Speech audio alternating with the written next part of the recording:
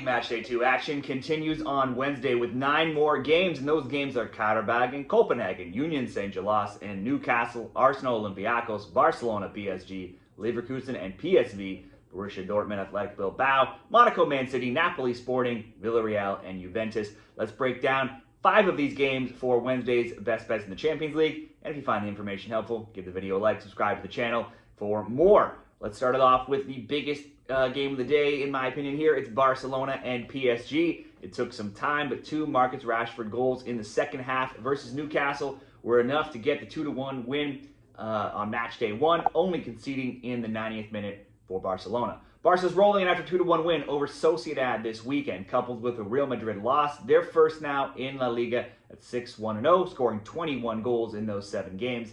Yamal returned from injury as well and contributed an assist, so he'll be a welcome addition back to the lineup, especially with a few players missing. PSG, meanwhile, routed Atalanta on match day 1 4-0. They had goals from 4 different players. They had a ton of shots, 22 shots, 13 on target. PSG rarely puts a foot wrong. They're Champions League winners. They went on to the Club World Cup final before a poor showing against Chelsea. Since that time, though, they're back to winning ways and are 5-0-1 in France's Ligue 1. However, they do have a 1-0 loss to Marseille a couple games back.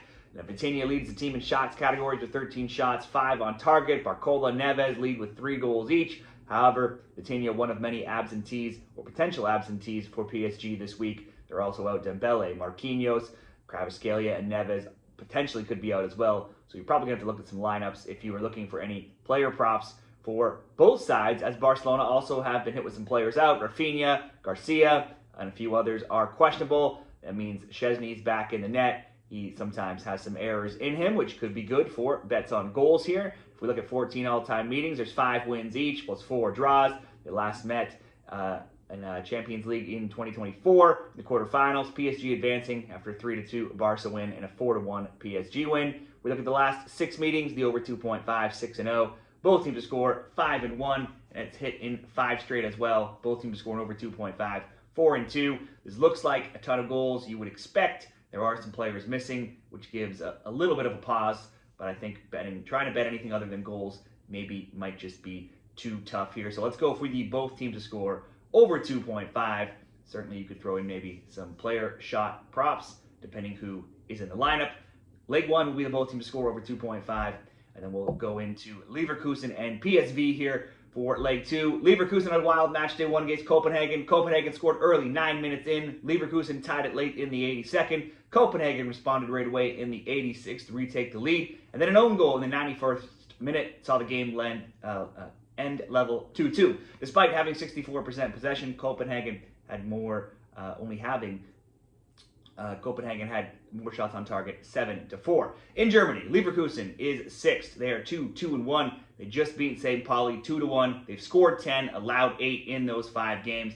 Their games have averaged 3.6 goals per game. They're 4-1 to the over 2.5, 5-0 to over 1.5. They did see top scorer, though, Patrick Schick, get injured versus St. Pauli. That will be a loss up front.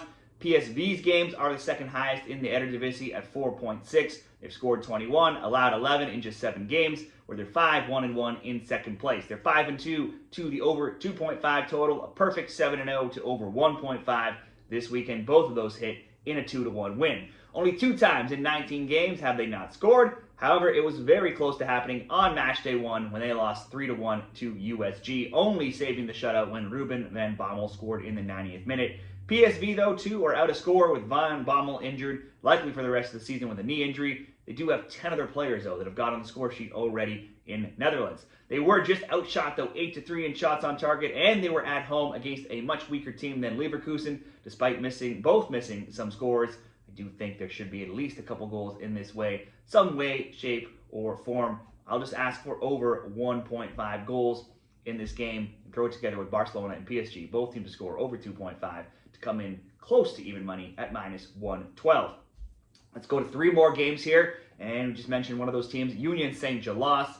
They'll be hosting Newcastle. Belgian side USG went to the Netherlands, beat PSV 3-1 on match day 1. That was 3-0 though until a very late PSV goal. Domestically, they're the only team yet to lose, and they're first overall at 7-2-0, scoring 19, allowing 4. They just won 2-0 this weekend.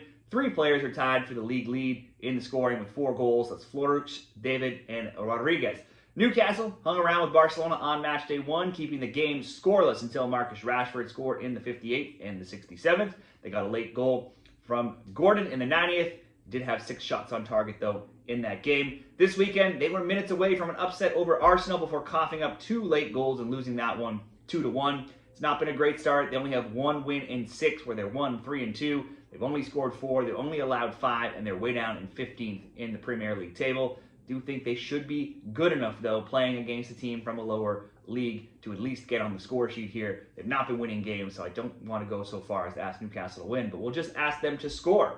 And then leg 2, we'll go to another EPL team. It's Arsenal hosting Greek side Olympiacos. Olympiacos won this weekend 3-2 in Greece, and they are first, still undefeated, 4-1-0, scoring 13, allowing just 3. So they had, though, only allowed 1 goal in 4 games prior to this weekend. On matchday 1, they could only draw Paphos, though, 0-0, and they were playing at home in Greece. And this was despite Paphos taking an early red card just 25 minutes into the game. Gunners went to Spain on matchday 1, and they shut out Bilbao 2-0.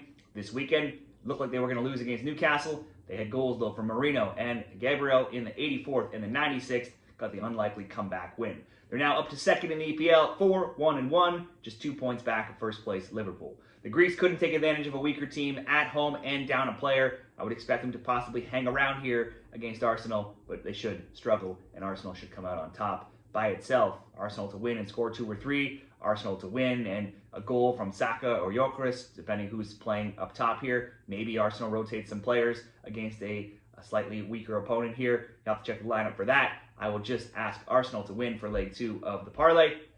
And then go into one more game, Villarreal and Juventus. Yellow Submarine lost 1-0 to Tottenham on matchday 1. They only allowed, though, 1 shot on target, and it was an own goal, and that proved to be the only shot on goal in the game. Villarreal had no shots on target themselves. Villarreal are 5-1-1. They're third in La Liga, scoring 13, allowing just 5. If you look at all competitions this season, and they've conceded in 6 of 9. They had conceded in 5 straight prior to this weekend's 1-0 win over Bilbao. They have several key players missing: defenders Kumbuala, Foyth, also forward Moreno, and last year's 19-goal man Perez. Juve had a 1-1 draw with Atalanta this weekend. They've still not lost in Serie A, where they're 3-2-0, scoring 9, conceding 5. They've had a ton of close games. They drew Verona 1-1 last week as well. They drew Dortmund 4-4 on matchday 1 in the Champions League. They beat Inter 4-3 before that, and they have a 1-0 win over Genoa before that. Look at all competitions, and they've scored in 8 of 8, though, counting even the preseason. This looks like a tight game, possibly some good draw potential here. Juve have drawn 3 games in a row. Villarreal just had a very close game with only 1 shot on target with Tottenham. Could be the draw. Juventus are big road underdogs here, making them an okay price simply to score as a parlay leg, which is what I'll go for. Juve to score, Arsenal to win, Newcastle to score, plus 102. To round out Wednesday's Champions League bets. Let me know what you like in these games or any other games down there in the comments, and good luck with all your Champions League bets this week.